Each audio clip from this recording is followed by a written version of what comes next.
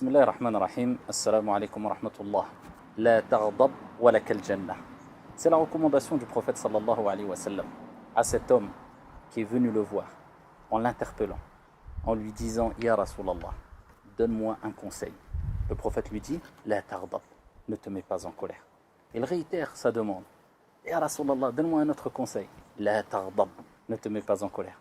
Il réitère ses propos et le prophète de conclure La taghdab, ne te mets pas en colère. Et dans une version La taghdab wa lakal jannah, ne te mets pas en colère et tu gagneras le paradis. Tout simplement parce que maîtriser sa colère, c'est quelque chose de très difficile. Ça demande un effort considérable. Et plus l'effort est considérable, plus la récompense est grande. Le prophète lui dit ne te mets pas en colère et tu gagneras le paradis. Et vous savez toutes et tous que celles et ceux qui atterrissent en prison, celles et ceux qui ont été poussés à tuer, celles et ceux qui ont été amenés à divorcer, celles et ceux qui, souvent la cause, ça a été al-ghadab, la colère. Cette chose aimée par Shaitan. Car quand tu es en colère, tu as une certaine emprise satanique.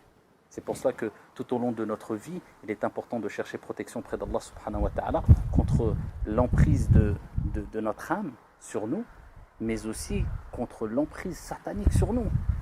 C'est pour cela que quand le prophète sallallahu alayhi wa sallam a vu deux compagnons, c'est des compagnons, que dire de nous? Nous ne sommes pas des anges, les compagnons n'étaient pas infaillibles, n'étaient pas des anges aussi. La colère peut nous toucher toutes et tous.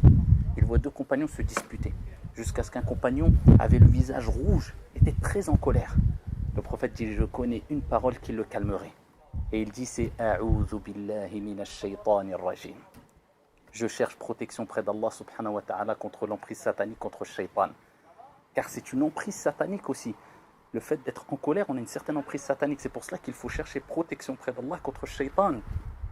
Et le fait d'être en colère n'est pas toujours blâmable. Quelquefois, ça peut être justifié. Mais le plus important, c'est de contrôler sa colère, de maîtriser sa colère. Car comme je dis, ici, quelquefois, il y a des choses qui peuvent justifier une certaine colère. Mais comment tu vas extérioriser cette colère? Quel type de colère tu vas avoir si tu maîtrises ta colère, si tu canalises ta colère, si tu lui mets un cadre à ta colère? Cela peut être louable dans certains cas, mais se laisser aller, extérioriser sa colère, cela est une preuve de faiblesse.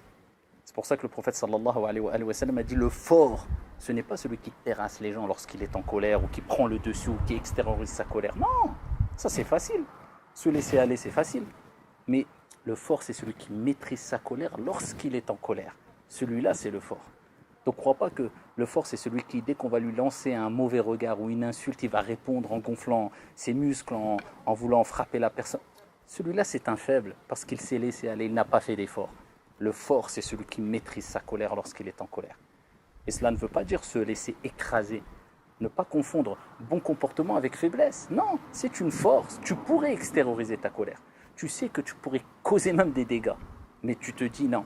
Moi, ce qui m'est demandé, c'est de retenir ma colère, de maîtriser ma colère. Et c'est comme ça qu'était le prophète sallallahu alayhi wa sallam. Il ne vivait pas simplement dans la théorie, mais dans la pratique, alayhi salatu wa sallam. Mais c'était un prophète et un messager. Imaginez-vous le prophète, alayhi salatu wa sallam.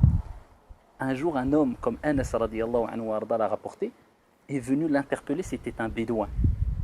Alors regardez-nous, juste quand on a un certain rang social, on se croit ou on se prend pour je ne sais qui. On veut rabaisser les gens, C'était le prophète, Mohammed alayhi salatu wassalam. Un bédouin vient, le prophète avait une sorte de manteau de Najran, et il l'avait sur lui, le bédouin vient, il saisit le manteau du prophète alayhi salatu wassalam avec force jusqu'à ce qu'il lui a laissé des traces. Et il lui dit, donne-moi une part de ce que Allah subhanahu wa ta'ala t'a donné, comme bien. Qu'est-ce qu'a dit le prophète? Comment réagit le prophète? Alayhi salatu wassalam. Laqad kana lakum fi rasulillahi uswatun hasana. Vous avez certes un excellent exemple dans le comportement, la moralité du prophète alayhi salatu wassalam. Le prophète se tourne vers lui et sourit. Le prophète il sourit et il dit donnez-lui ce qu'il veut. Parce qu'il savait qu'il n'y avait pas d'intérêt de lui causer du tort ou de répondre au mal par le mal. Lui, il regardait alayhi salatu wassalam les conséquences des actes. Contrairement à nous qui on se base simplement sur le moment T. Mais on ne regarde pas les conséquences, on ne voit pas loin. On manque de perspicacité, de basira. Son but, c'était de gagner les cœurs. Donnez-lui ce qu'il veut. Et le prophète, alayhi salatu wassalam, cerise sur le gâteau, il sourit, alayhi salatu wassalam.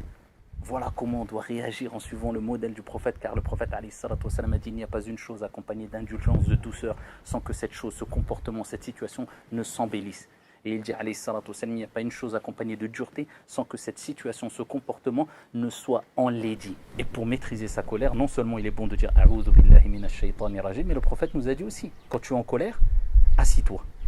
Si tu es assis, allonge-toi. L'imam al-Khattabi, rahimahullah, dans le Sharh des Sunan d'Abi Daoud, il dit que si le prophète nous dit de s'asseoir quand on est debout et quand on est en colère, c'est parce que quand on est debout, on est dans une posture qui nous amène à commettre des dégâts, à extérioriser sa colère. Quand tu es debout, tu peux marcher, te déplacer, etc. Contrairement au fait que tu sois assis, il y a une certaine retenue. Et quand tu es allongé, il y a encore plus de retenue que si tu étais assis. Regardez les recommandations prophétiques. Et aussi parmi les recommandations, c'est de faire les ablutions afin d'apaiser, calmer cette colère si tu es en colère. Et toujours te souvenir que si tu maîtrises ta colère, le résultat ne sera que beau. Le résultat ne sera qu'une réussite. Et tu sentiras, au début c'est dur, mais après quand tu as réussi à passer cette étape, tu es fier de toi. Parce que tu as réussi à quelque chose. Contrairement à celui qui s'est laissé aller extérioriser sa colère, suivi par sa colère, le résultat c'est quoi, billahi alaykum, comme on le sait toutes et tous, ce n'est que remords et regrets. Et souvent il est trop tard, contrairement à celui qui va retenir sa colère, maîtriser sa colère. C'est celui-là le fort, comme le prophète alayhi salatu wassalam a dit, il sentira une certaine fierté, une certaine force. Et c'est ça la force, de retenir sa colère quand on t'insulte, quand on te provoque, mais sans montrer un signe de faiblesse. Sans montrer un signe de faiblesse, non, ce n'est pas de la faiblesse. Mais en rappelant que ça ne vaut pas le coup, il n'y a aucun intérêt, les conséquences sont mauvaises. Je ne réponds pas au mal par le mal, mais j'évite le mal avec intelligence et en contenant ma colère. Toujours garder le calme, la sérénité. Et je répète, ça ne veut pas dire se laisser écraser, mais montrer qu'on détient une certaine force qui nous permettra de gagner le paradis, Inch'Allah, comme le prophète a dit, La taghdab walakal jannah. Ne te mets pas en colère et tu gagneras le paradis. Envers les personnes autour de toi, ton épouse, l'épouse envers l'époux, envers les enfants, toujours contrôler sa colère, bien que ça soit difficile. Barakallahu fina wa fikum, wassalamu alaikum.